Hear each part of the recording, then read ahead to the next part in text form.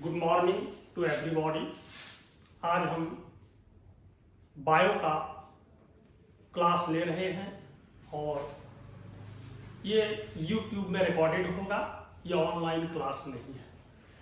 कृपया जो interested student हैं वो YouTube में खोल करके इसको आप लोग देख सकते हैं, समझ सकते हैं, जान सकते हैं। तो बंधुओं, हम इसके पिछले ऑनलाइन क्लास में फीमेल रिप्रोडक्टिव सिस्टम के विषय में पढ़ाया था और उसमें मुख्य रूप से प्राइमरी सेक्स ऑर्गन, जिसको ओवरी कहते हैं, उसका हम लोगों ने ट्रांसवर्स सेक्शन स्ट्रक्चर देखा था। अब उसी में हम लोग को अलग से पढ़ना है, वह है स्ट्रक्चर ऑफ ग्राफियन फॉलिकल।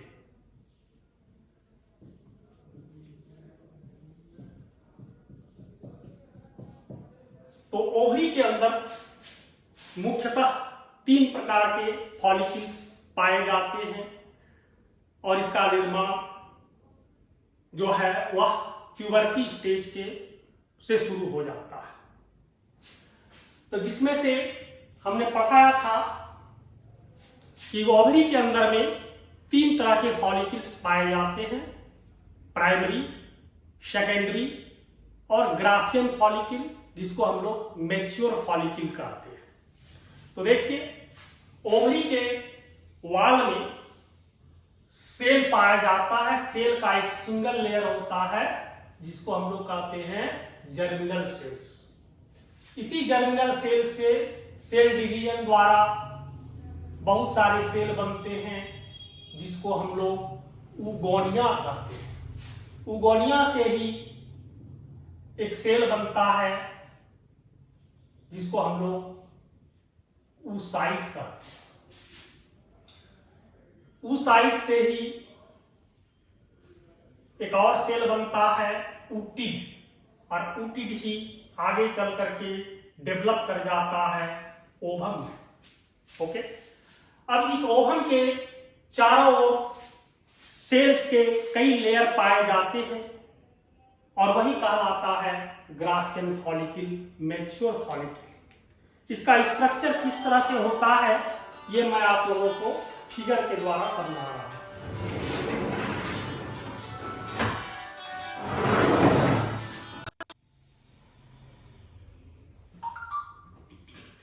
तो देखिए, ये ग्राफियन फॉलिकल का स्ट्रक्चर, माइक्रोस्कोपिक स्ट्रक्चर किस तरह से होता है। क्योंकि ये ग्राफियन फॉलिकल नेकेड आई से नहीं दिखाई पड़ता है, ये माइक्रोस्कोप में ही नजर आता है। उसका स्ट्रक्चर इस तरह से है।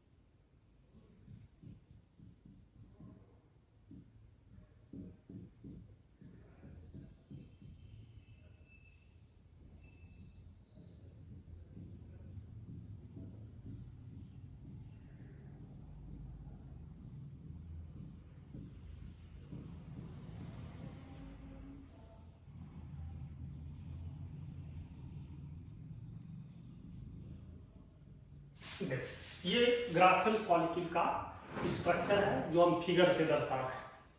तो ग्राफियन फॉलिकल, मैच्योर फॉलिकल, इसको टेरशरी फॉलिकल भी कह सकते हैं। यह बाहर से सेल के बने हुए 3 लेयर से कवर्ड होता है। इसी को फॉलिकुलर वॉल भी कहते हैं। आउटर मोस्ट लेयर को कहा जाता है थीका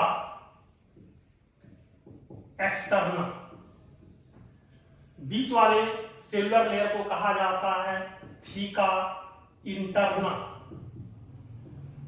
और सबसे अंदर राउंडेड सेल का एक लेयर होता है, इसको कहा जाता है ग्रेनुलोसा लेयर या थीका ग्रेनुलोसा भी कह सकते हैं।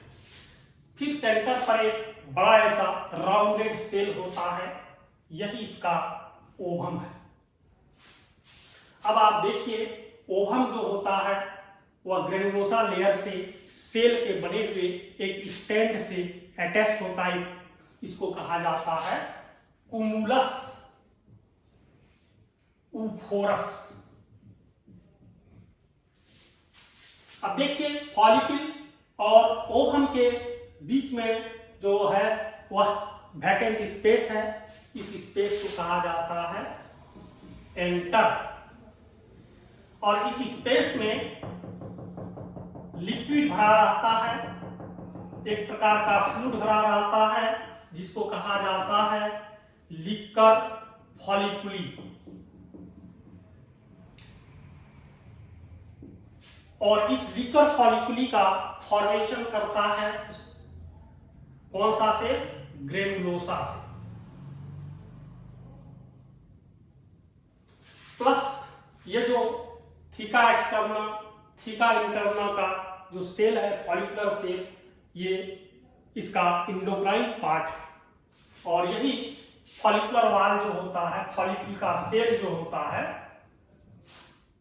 खास करके थीका इंटरना का, वही सीक्रेट करता है हार्मोन जिसका नाम होता है एस्ट्रोजन। और दूसरा हार्मोन सीक्रेट करता है प्रोजेस्टेरोन।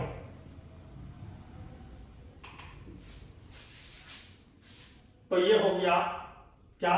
ग्राफियन फॉलिकल का स्ट्रक्चर। 12th के एग्जाम में, फाइनल एग्जाम में कभी कभी यह क्वेश्चन पूछ देता है, इसका एक डायग्राम, लेवल डायग्राम बनाइए। तो यह एक सिंपल डायग्राम है, इसको आप लोग बना सकते हैं, घर में प्रैक्टिस कीजिए।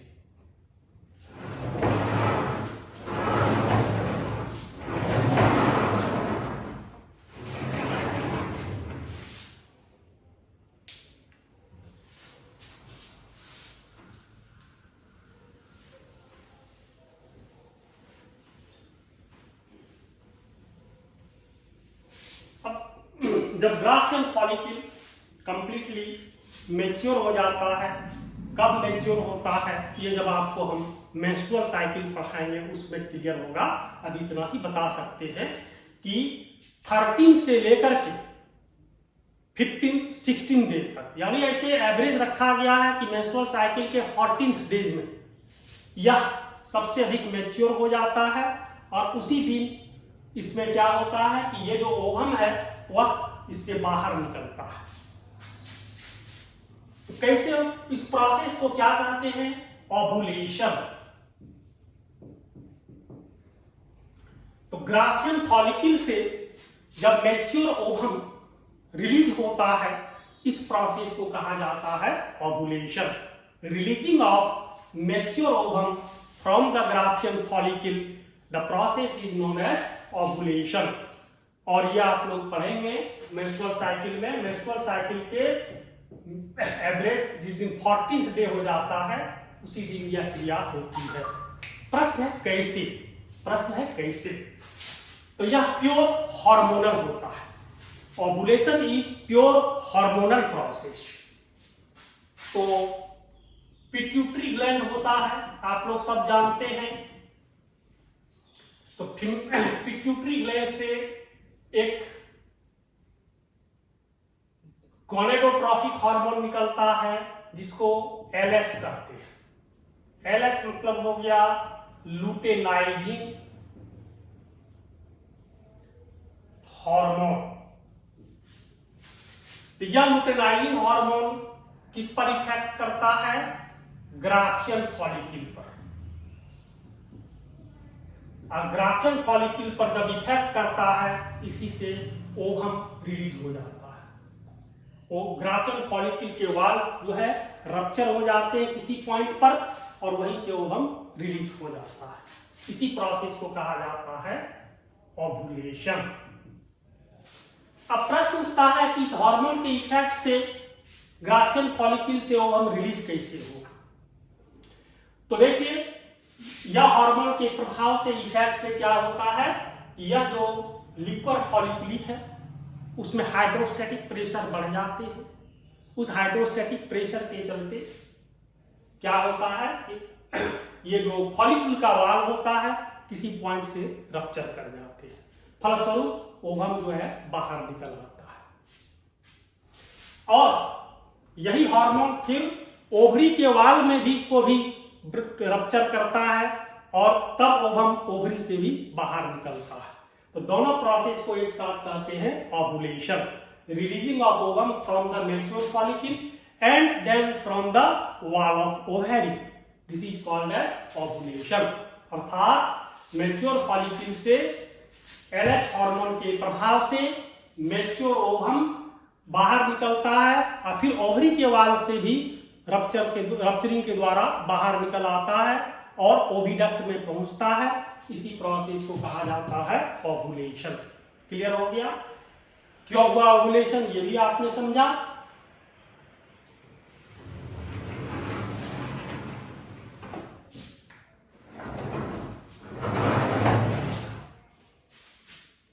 अब हम लोग को अलग से ह्यूमन ओवम का स्ट्रक्चर देखना होगा, क्योंकि ये भी मेंशन है आपके सिलेबस में, आपके बुक में। तो चलिए हम लोग एक मैच्योर ओवम का स्ट्रक्चर देखते हैं।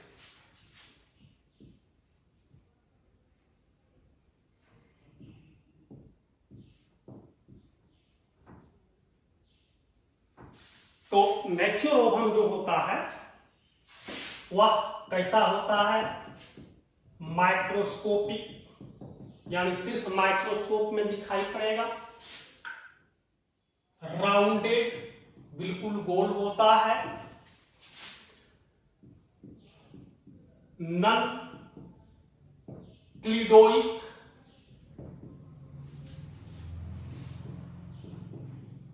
एलेसिथल। तो ह्यूमन ओवम खुली आंख से नहीं दिखाई पड़ता है, वह माइक्रोस्कोप में नजर आएगा। शेप उसका बिल्कुल राउंड होता है, गोल होता है। अब रही बात नन क्लियोडोइक और एलेसिथल, इसका मतलब क्या है? तो बच्चों आप लोग मुर्गी का अंडा देखे ही होंगे, आप देखे ही नहीं होंगे, उसका यूज भी किए होंगे भोजन के रूप में। तो एक बॉयल्ड अंडा को आप देखिए, तो जब उसको प्रिपेयर किया जाता है तो उसको क्या किया जाता है? सबसे बाहर में एक हार्ड कवरिंग होता है, उसको हटाया जाता है और उसको खाया नहीं जाता है। तो वह कहलाता है एग सेल। तो नन क्लियोडोइक का मतलब हुआ कि वैसा एग जिसमें सेल यानी कवच नहीं पाए जाते, नो सेल। और एलेसिथल, इसका अर्थ क्या हुआ? देखिए मुर्गी का अंडा आप लोग देखे हैं, उसके अंदर में येलो कलर का एक राउंडेड बॉडी होता है, उसको यॉक कहा जाता है। और ह्यूमन एग में, ह्यूमन ओवम में क्या होता है? यॉक नहीं पाया जाता है, यॉकलेस होता है, यानी नो यॉक। तो इसीलिए ह्यूमन एग को, ह्यूमन ओवम को क्या कहा जाता है? नन क्लियोडोइक और एलेसिथल। इसमें हार्ड कवरिंग सेल नहीं पाया जाता है और इसमें यॉक भी नहीं पाया जाता है। अब इसका स्ट्रक्चर कैसा होता है वो हम आपको फिगर के द्वारा दिखा रहे हैं।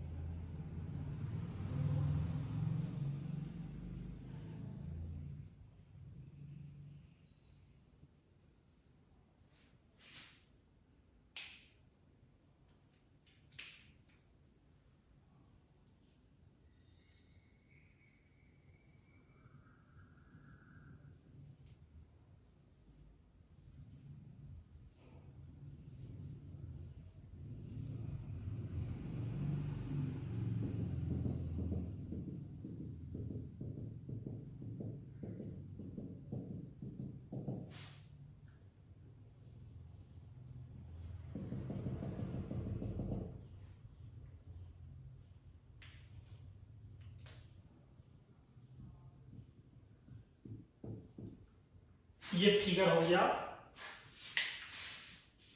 An ovum of human ovum, एक ओवम का यह माइक्रोस्कोपिक स्ट्रक्चर है। तो देखिए ओवम में क्या क्या दिखाई पड़ रहा है। तो ओवम के आउटर मोस्ट सरफेस पर फ्लैटेंड सेल का एक लेयर दिखाई पड़ रहा है, इसको कहा जाता है कोरोना रेडिएटा। यह कोरोना रेडिएटा जो है फॉलिकुलर सेल का ही रिमेनिंग पार्ट है। और ये कोरोना रेडिएटा सेल्स आपस में एक दूसरे से सटे हुए रहते हैं। सेल्स को आपस में सटाने वाला एक खास प्रकार का कार्बोहाइड्रेट शुगर पाया जाता है, जिसको कहते हैं हाइलोरुनिक एसिड। यही हाइलोरुनिक एसिड एक प्रकार का क्या है, शुगर है। और यही हाइलोरुनिक एसिड नामक शुगर के चलते कोरोना रेडिएटा का सेल एक दूसरे से आपस में सटे होते हैं। उसके बाद ग्लाइकोप्रोटीन का एक थिक लेयर पाया जाता है ओवम के आउटर सरफेस पर जस्ट कोरोना रेडिएटा के बाद। इसको कहा जाता है जोना पेलुसिडा। यह जोना पेलुसिडा सेकेंड लेयर है जो जब किसी सेल का बना नहीं होता है, यह ग्लाइकोप्रोटीन नामक पदार्थ का बना होता है। इसका निर्माण कौन करता है? इसका निर्माण करता है, आप लोग ग्राफियल फॉलिकल पढ़ चुके हैं, ग्रेनुलोसा सेल्स। यही ग्रेनुलोसा सेल्स सिक्रीशन के द्वारा एक ग्लाइकोप्रोटीन का लेयर बना देता है, इसी को जोना पेलुसिडा कहते हैं। उसके बाद तब एक मेम्ब्रेन पाया जाता है जिसको कहा जाता है एग मेम्ब्रेन। उसके अंदर में एक थिन प्लाज्मा मेम्ब्रेन जैसा स्ट्रक्चर होता है, जिसको हम लोग प्लाज्मा मेम्ब्रेन भी कह सकते हैं। इसके अंदर में एक फ्लूइड भरा रहता है जो इसका साइटोप्लाज्म है। तो ओवम के साइटोप्लाज्म को ऊप्लाज्म कह सकते हैं। तो इट मीन्स कि ओवम एक यूनिसेलुलर स्ट्रक्चर है। ओवम खुद एक सिंगल सेल है।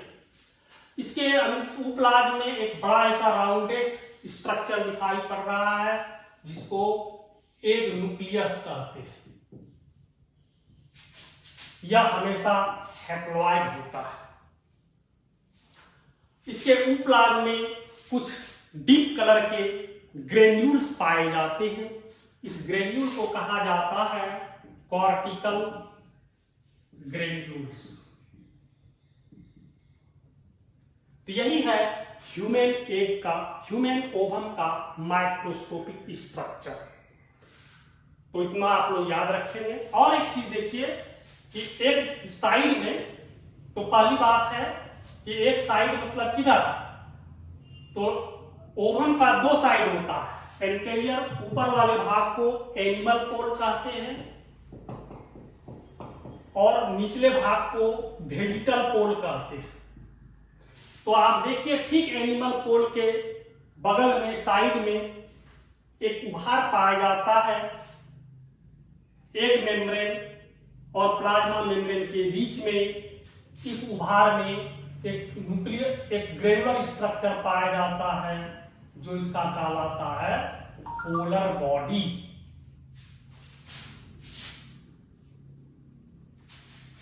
इसको हम लोग पोलर बॉडी कहते हैं।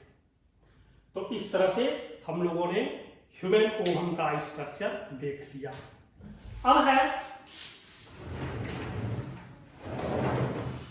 कि ह्यूमन ओवम जो होता है उसका लाइफ कितना देर के लिए होता है। ओवुलेशन के बाद मनुष्य का ओवम मैक्सिमम 24 आवर्स तक ही सरवाइव कर सकता है।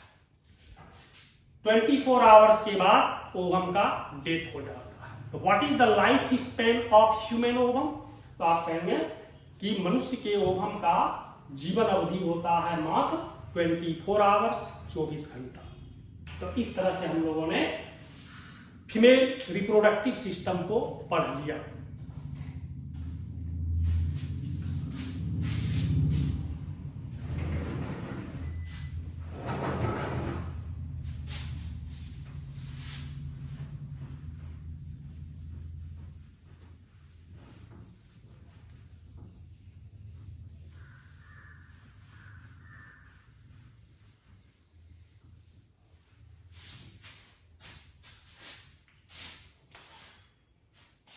अब हम लोग पढ़ेंगे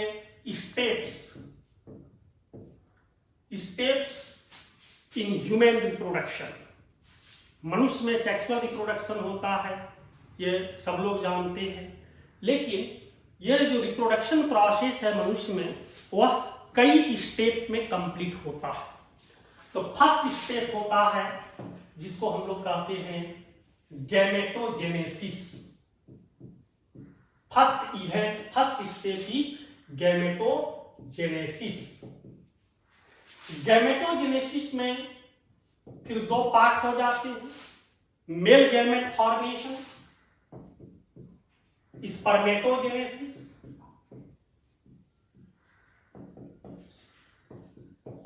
female gamete formation, oogenesis. Second step is ejaculation.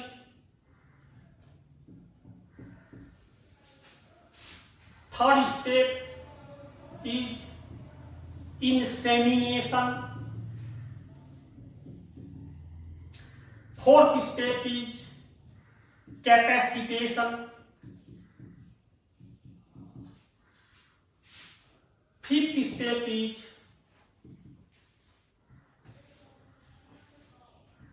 fertilization. Fertilization इसको हम लोग और भी नाम से जानते हैं, एम्फीमिक्सिस, या इसको सीनगेमी भी कहते हैं। तो यही है स्टेप, इसको कहा जाता है प्री फर्टिलाइजेशन इवेंट। ये स्टेप क्या कहलाया?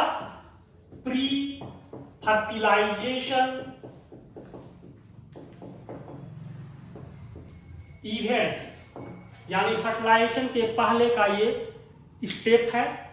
तो नो डाउट फर्स्ट स्टेप, यानी जब मनुष्य प्यूबर्टी स्टेज में पहुंच जाता है तब उसमें कौन सा प्रोसेस होता है? गैमेटोजेनेसिस। अब गैमेटोजेनेसिस में हम लोग पढ़ेंगे गैमेट का फॉर्मेशन। गैमेट फॉर्मेशन में दो पार्ट आ जाते हैं, male gamete formation spermatogenesis, female gamete formation oogenesis। कैसे होता है यह प्रोसेस, ये हम लोग नेक्स्ट क्लास में डील करेंगे। क्योंकि अब समय की कमी है तो हम इसको अभी तुरंत नहीं पढ़ा सकते हैं, इसके लिए क्लास की जरूरत है। कल फिर आप लोगों को इसका मटेरियल मिल जाएगा।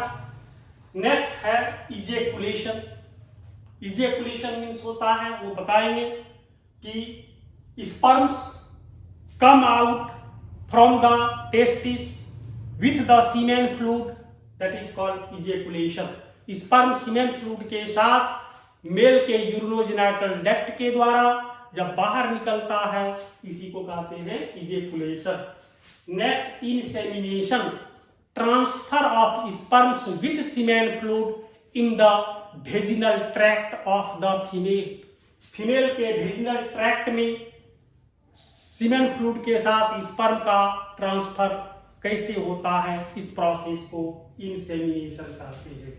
फिर वेजिनल ट्रैक्ट में वो सारे स्पर्म्स एक्टिव होकर के मूव करने लगते हैं, उसमें मोटिलिटी आ जाता है, इसको कैपेसिटेशन कहते हैं। फिर male gamete sperm female gamete ovum के साथ जाके फ्यूज करता है, तो fusion of male and female gamete, that is called as fertilization. ये सब का वर्णन हम नेक्स्ट क्लास में कर देंगे। तब तक के लिए धन्यवाद।